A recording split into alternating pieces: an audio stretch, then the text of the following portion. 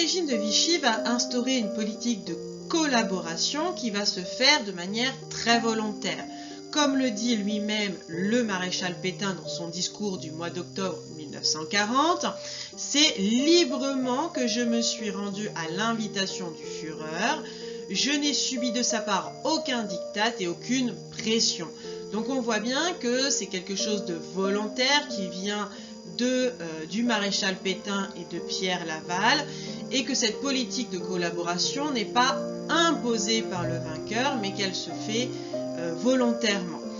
On voit également que le maréchal Pétain va rencontrer rapidement Hitler.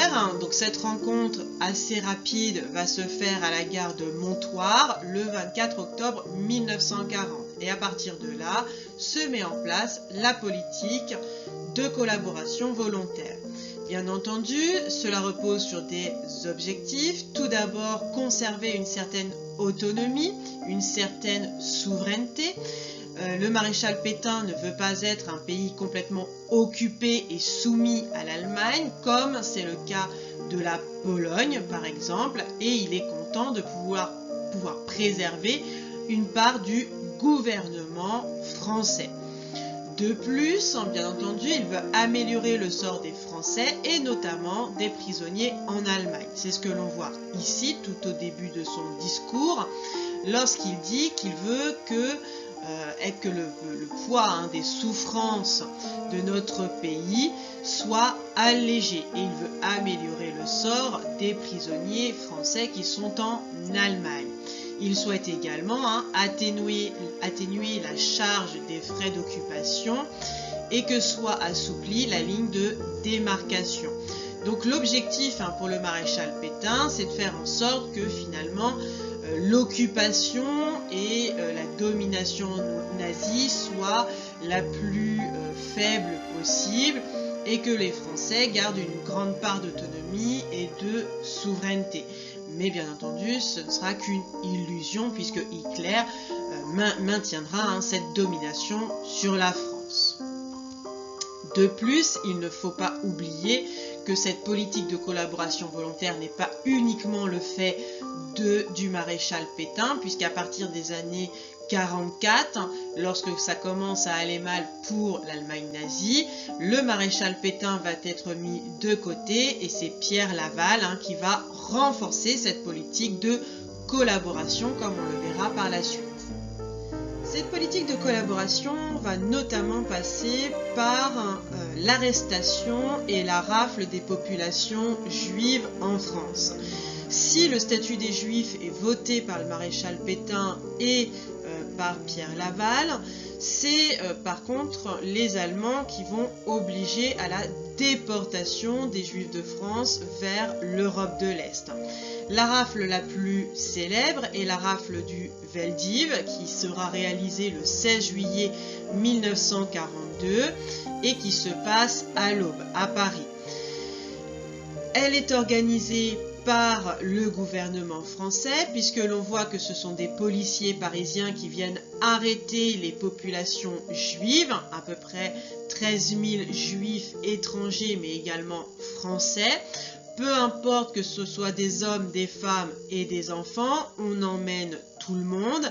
Peu importe que ces enfants soient malades, on les emmène et on les regroupe tous au vélodrome d'hiver. Dans ce vélodrome d'hiver, les populations vont subir des conditions de vie extrêmement difficiles puisque ces populations n'ont pas de place pour dormir, ils n'ont pas assez à manger et ils n'ont pas assez d'eau alors qu'il fait très chaud. De plus, les toilettes sont rapidement bouchées et donc les conditions d'hygiène sont catastrophiques. Et ça sent très mauvais. Donc c'est vraiment très difficile d'être au vélodrome d'hiver avec toute cette population, ces 13 000 personnes qui y sont regroupées. Et pour les malades, bien entendu, il n'y a pas assez de médecins qui pourraient s'occuper d'eux. Ces personnes vont y rester environ 5 jours avant d'être emmenées dans le camp de transit de Drancy. Et ensuite, ces populations vont être déportées vers l'est de l'Europe, dans le camp d'Auschwitz-Birkenau, où un grand nombre d'entre eux vont être directement gazés dans les chambres à gaz. Donc, même si la rafle du Veldiv est la plus célèbre, il ne faut pas oublier que ce ne sera pas la seule et qu'il y a eu un grand nombre de camps de transit en France, notamment celui de Pithiviers, dont on voit ici une photographie. Et encore une fois, on a la preuve que le gouvernement français a participé, puisque qui c'est qui se charge de ces camps de transit? Ce sont des policiers français, on le voit ici au premier plan, c'est bien un policier français. Et ici, on a également 2 autres policiers français qui sont chargés de noter le nom des internés. Donc, ces camps de transit, on en trouve un certain nombre dans la zone occupée, bien entendu. Donc, Drancy, comme on le disait tout à l'heure, juste à côté de Paris, au nord de Paris, avec également Pithiviers au sud de Paris, dans le Loiret, et Beaune-la-Rolande également, pour ne citer que les plus célèbres. Mais ce qu'il faut savoir, c'est qu'il y avait également des camps de transit dans le sud de la France, en zone libre. Regardez, on en trouve plusieurs dans le sud, ici, ou encore ici, les Milles. Et ensuite, ces populations ne restaient pas dans les camps de transit, l'objectif étant de les déporter vers l'est de l'Europe, dans les camps d'extermination, que ce soit Auschwitz-Birkenau ou d'autres. Donc, les Français se sont occupés d'arrêter et de rafler les populations juives, les ont emmenés dans des camps de transit répartis sur les territoires et ensuite, déportation vers l'est de l'Europe. Donc, une politique de collaboration pour le génocide juif qui est attesté et que l'on ne peut pas nier. Un dernier aspect de la collaboration française avec le régime nazi, c'est celle de la collaboration économique qui est notamment, encore une fois, instaurée par Pierre Laval, qui met en place ce qu'on appelle le STO. Le STO, c'est le service de travail obligatoire. Cela signifiait que l'on envoyait des hommes en Allemagne pour travailler dans les usines. Et pas dans n'importe quelle usine. C'était notamment pour la fabrication de munitions. Les personnes qui étaient envoyées dans le STO, finalement, participaient à l'effort de guerre allemand. Cette affiche de propagande montre que l'État français veut envoyer des Français pour travailler où ça en Allemagne, pour fabriquer quoi? Pour fabriquer bien entendu des munitions qui vont permettre à l'Allemagne nazie d'être plus forte et donc permettre bien entendu à son allié dominé, à son allié d'être plus fort lui aussi et donc plus fort parce qu'on lui assure bien entendu une vie paisible, une vie en paix, on lui assure la paix. Le STO n'est pas le seul élément qui participe à la collaboration. Pierre Laval va y ajouter une dernière chose. Il va mettre en place la milice. Qu'est-ce que c'est que la milice? C'est un groupe d'hommes français, plusieurs groupes d'hommes français qui sont armés et qui agissent en parallèle de la police. Que sont-ils chargés de faire? Eh bien, tout simplement, ils sont chargés de traquer les résistants qui s'opposent aux nazis et qui s'opposent au régime de Vichy.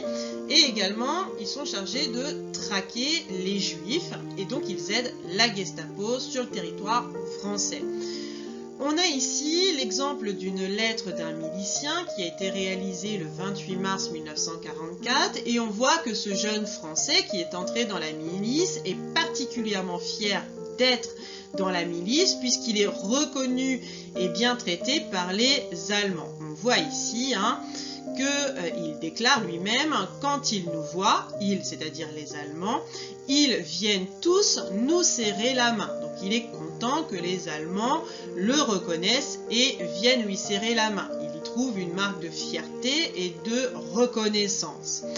Ensuite, on voit qu'il déteste, il a une haine envers les résistants qui est importante, puisque l'on voit que après avoir trouvé des informations qu'il a données à la Gestapo, il arrive à trouver de lui-même, avec un groupe d'autres miliciens, il trouve des résistants, et au lieu de les arrêter et de les donner à la Gestapo, il s'en charge lui-même.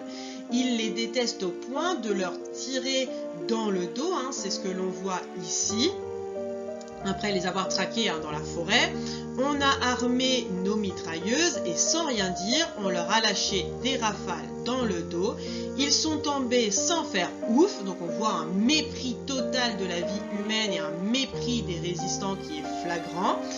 Et ensuite, il a pris son parabellum et je leur ai tiré à chacun une balle dans la tempe. Donc comme ça, il est sûr que tout le monde est mort et on voit qu'il n'a aucune envie que ces hommes puissent survivre. Il les exécute froidement, sans aucun remords.